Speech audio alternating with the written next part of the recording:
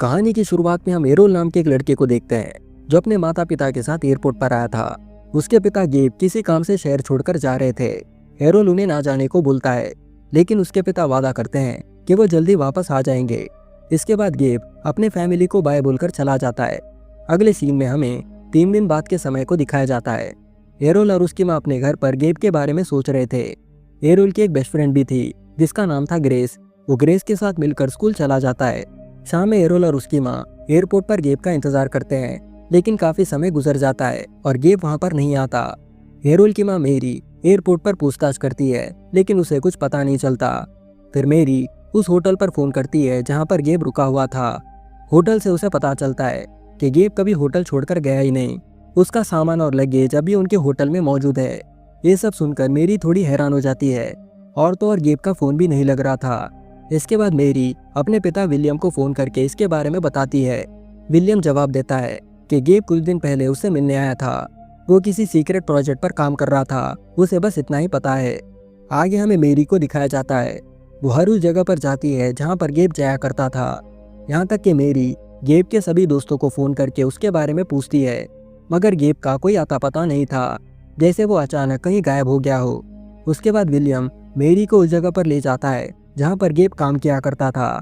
वहाँ पर उसे गेब का फोन और वॉलेट मिलता है, जिसे देखकर मेरी और ज्यादा हैरान हो जाती है। मेरी को समझ नहीं आता कि गेब अपना वॉलेट और फोन यहाँ पर छोड़कर क्यों गया। देखते ही देखते काफी समय बीत जाता है। अब लगभग 12 साल हो चुके थे और गेब का कोई अता पता नहीं था। मेरी को अब भी लग रहा था कि गेब कहीं पर जिंदा है और आज नहीं तो कल वो वापस जरूर आएगा। वही एरोल और ग्रेस अब दोस्त नहीं थे, वो दोनों कपल बन चुके थे। आगे हमें विलियम को दिखाया जाता है जो अब एक प्रोफेसर है और एक यूनिवर्सिटी में बच्चों को पढ़ाता है। उसी यूनिवर्सिटी में एरोल भी पढ़ता है। एरोल क्लास में देर से आता था, मगर कोई उसे कुछ नहीं बोलता क्योंकि वो पढ़ाई में काफी अच्छा था, ठीक अपने पिता की तरह। फिर एक क्लास में विलियम एरोल से पूछता है कि वो हर सवाल का जवाब कैसे जानता है। जवाब में एरोल समझाता है कि उसे चीजें खुद ब खुद समझ आती है। उसके बाद विलियम कहता है कि वो एक प्रॉब्लम का सोल्यूशन ढूंढने की कोशिश कर रहा है। वो फिर एरोल को टाइम ट्रेवल के बारे में समझाना शुरू करता है। वो एरोल को ये भी बताता है कि उसके पिता भी ऐसे ही एक टाइम ट्रैवल प्रोजेक्ट पर काम कर रहे थे। विलियम को पूरा यकीन था कि गेब ने एक टाइम मशीन बना ली है और उसने टाइम ट्रैवल भी किया। शायद गेब किसी दूसरे टाइम लाइन में पहुंच गया है।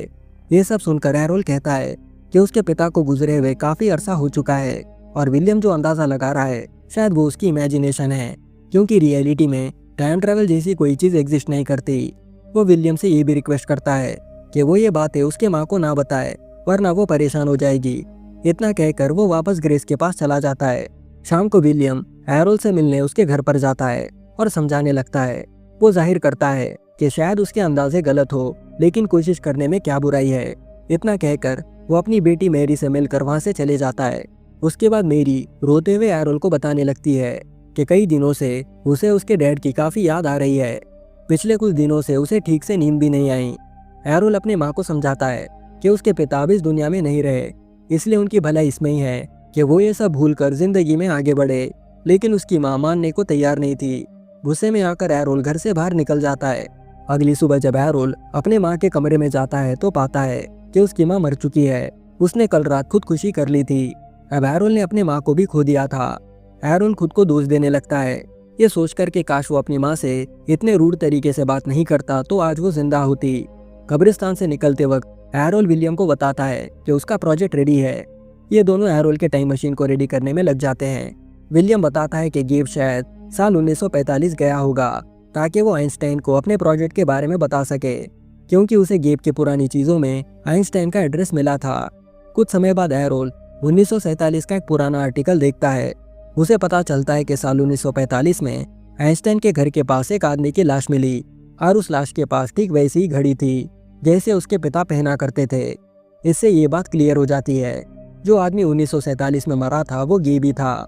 गेब किसी तरह टाइम ट्रैवल करके साल 1945 में पहुंच गया था, जहां पर उसकी मौत हो गई। अब एरोल समझ जाता है कि उसके पिता सच में टाइम ट्रैवल करके 1947 में पहुंच गए। ये बात समझ आते ही एरोल और ज्यादा मेहनत करने लगता है। अब एरोल की मेहनत की वजह से एरोल और ग्रेस एक दूसरे से दूर होते रहते हैं। जब ग्रेस ने एरोल को फोन करके पूछा कि वो उससे मिलने क्यों नहीं आ रहा, तब एरोल ने बताया कि वो अपने नाना विलियम के साथ मिलकर वर्म होल्स पर रिसर्च कर रहा है। ग्रेस जब वॉर्महोल्स के बारे में पढ़ती है तो उसे आइडिया हो जाता है कि एरोल टाइम मशीन बनाने में लगा हुआ है। ये समझ आते ही ग्रेस तुरंत एरोल से मिलने चली जाती है। वो एरोल से पूछती है कि क्या वो किसी टाइम ट्रेवल प्रोजेक्ट पर काम कर रहा है। ये सुनकर एरोल थोड़ा शॉक हो जाता है, लेकिन बाद में उसे सब कुछ बता देता है। ग्रेस एरोल से कहती है कि वो ऐसी फालतू चीजों पर विश्वास कैसे कर सकता है, टाइम ट्रेवल जैसी कोई चीज एग्जिस्ट नहीं करती। एरोल समझाता है कि उसे उसकी बातें झूठ लगती होगी, लेकिन यही सच है।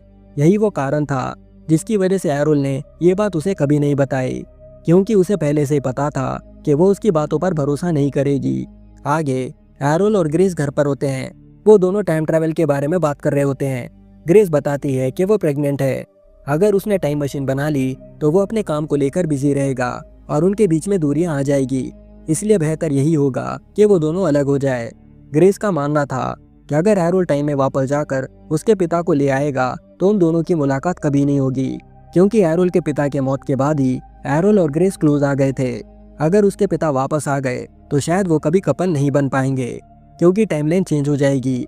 ये बात सुनते ही एरोल सीधा विलियम के पास जाता है और इसके बारे में पूछता है। तब विलियम बताता है कि शायद ऐसा हो सकता है, क्योंकि पास्ट में कोई चीज बदलने से उसका प्रेजेंट टाइमलाइन पर भी असर होता है। लेकिन फिलवक्त उन्होंने अभी और टाइम मशीन बनाई नहीं है। इसके बारे में वो बाद में बात करेंगे जब मशीन तैयार हो जाएगी। जब एरोल घर आता है तो ग्रेस घर छोड़कर जा रही होती है। वो एरोल से कहती है कि उनका दूर हो जाना ही सही है, क्योंकि जब वो टाइम मशीन बना लेगा तो एरोल के पास उसके लिए समय नहीं होगा। उसे अभी से एरोल के बिना जीने की आदत बना लेनी चाहिए। ये सब सुनकर एरोल का दिल नरम पड़ जाता है। वो ग्रेस से वादा करता है कि वो टाइम ट्रेवल प्रोजेक्ट को छोड़ देगा और उसके साथ जिंदगी भर साथ निभाएगा। कुछ समय बाद एरोल और ग्रेस उनके लिए घर देखने जाते हैं और वहाँ विलियम एरोल के बिना अकेला पड़ जाता है। अब ऐसे कुछ दिन बीत जाते हैं। फिर एक दिन ग्रेस को पता चलता है कि उसका बच्चा गिर चुका है। इस वजह से ग्रेस और एरोल के बीच में फिर से दूरियां आ जाती है। एरोल समझ जाता है कि वो कभी इस टाइमलाइन में खुश नहीं रह पाएगा, इसलिए वो विलियम के साथ मिलकर टाइम मशीन बनाने में लग जाता है। लगभग 1 महीना मेहनत करने के बाद वो एक टाइम मशीन बना लेता है। फिर वो ग्रेस के बगल में बैठकर उसे बताता है कि वो चाहे किसी भी टाइमलाइन में हो, वो हमेशा ग्रेस को ही प्यार करेगा। वो आगे एक गन और कुछ सामान लेकर उस वक्त में जाने की तैयारी करता है जहाँ पर उसके डैड थे, यानी साल 1945 में। आगे एरोल टाइम मशीन में बैठता है और विलियम मशीन को ऑन कर देता है। अब हमें मूवी के पहले सीन को दिखाया जाता है जहाँ एरोल और मेरी गेब को छोड़ने एयरपोर्ट पर गए थे, लेकिन गेब कभी प्लेन में बैठा ही नहीं। वो वहाँ से अपने लैब गया, टाइम मशीन में बैठा और साल 1945 में पहुँच गया। वो भी उस समय जब आइंस्टाइन जिंदा था। जब गेब 1945 में पहुंचा, गेब वहां के लोगों को देखकर हैरान हो गया, क्योंकि सभी ने पुराने जमाने के कपड़े पहने हुए थे। गेब को यकीन हो जाता है कि वो किसी गलत समय में नहीं पहुंचा, वो साल 1945 में पहुंच गया है। साथ में हम एरोल को भी देखते हैं, जो अभी अभी टाइम ट्रेवल करके साल 1945 में पहुंच गया था। वही गेब आइंस्टाइन से मिलने उसके घर पर जाता है, लेकिन उस समय वहां पर आइंस्टाइन नहीं था। इसलिए गेब तब तक इस वाले टाइमलाइन को एक्सप्लोर करने की सोचता है और एरोल भी छुपके उसका पीछा कर रहा होता है, लेकिन गेब एरोल को पहचान नहीं पाता। कुछ समय बाद गेब एक डाइनर पर जाता है। एरोल इस बार अपने पिता से जाकर बात करता है और उन्हें सारी कहानी बता देता है, यहाँ तक कि ये भी कि वो उसका बेटा है। पहले तो गेब को उसकी बातों पर यकीन नहीं होता, लेकिन जब एरोल उसके बारे में छोटी छोटी डिटेल्स बताना शुरू करता है तो उसे भरोसा हो जाता है। अब एरोल अपने पिता से पूछता है कि वो यहाँ पर किस लिए आए थे। जवाब में गेब कहता है कि वो यहाँ पर आइंस्टाइन को अपने रिसर्च के बारे में बताने आया था। एरोल आगे गेब को वो आर्टिकल दिखाता है जिसमें एक लाश के बारे में खबर छपी हुई थी। एरोल कहता है कि जो लाश आप देख रहे हो ये आप ही की है। वो ये भी बताता है कि उसके प्रेजेंट टाइमलाइन में गेब के जाने के बाद उसके माँ ने खुदकुशी कर ली। वो ये भी बताता है कि इन सारी चीज़ों की वजह से उसकी गर्लफ्रेंड ग्रेस भी उसे छोड़कर चली गई, क्योंकि उसका बच्चा गिर गया। वो जाहिर करता है कि वो यहाँ पर उसे लेने आया है। अगर वो उसके साथ वापस आएगा तो सब कुछ फिर से नॉर्मल हो जाएगा, वरना सबकी जिंदगी बर्बाद हो जाएगी। ये सब सुनने के बाद ये वापस जाने के लिए मान जाता है, मगर उसकी एक शर्त है। वो बताता है कि उन दोनों को एक आखिरी बार आइंस्टाइन से बात करके देखना चाहिए, क्योंकि उसने इस प्रोजेक्ट पर काफी मेहनत की है और वो अपनी रिसर्च आइंस्टाइन के साथ शेयर करना चाहता है। शायद ऐसा करने से आइंस्टाइन को उसकी रिसर्च काम आ जाए। वैसे भी उसे पता है कि उसकी मौत कहाँ और कब होगी, इसलिए वो उस जगह जाएगा ही नहीं और अपनी मौत को टाल देगा। लेकिन ये सब सुनकर एरोल गुस्सा हो जाता है। वो कहता है कि मैं आपकी मदद इस चीज में नहीं कर सकता। आपके लिए क्या ज़रूरी है, आपकी फैमिली या आपका प्रोजेक्ट? जवाब में गेब कहता है कि उसके लिए उसकी फैमिली भी इम्पोर्टेंट है, लेकिन वो अपने रिसर्च को ऐसे वेस्ट नहीं कर सकता। हैरोल्ड अपने पिता को समझाने की बहुत कोशिश करता है, लेकिन वो सुनते नहीं। गुस्से में आकर वो अपने जेब से बंदूक निकालता है और खुद को गोली मार लेता है। ये सब देखने के बाद गेब ठान लेता है कि वो वापस अपने टाइमलाइन में चला जाएगा और अपने रिसर्च को बंद कर देगा।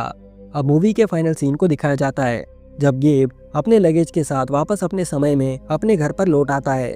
यहाँ पर हम लोग एरोल और मेरी को देखते हैं जो गेब को वापस देखकर काफी खुश हो गए थे। तभी वहाँ छोटी ग्रेस आती है और यही ग्रेस और एरोल की पहली मुलाकात होती है।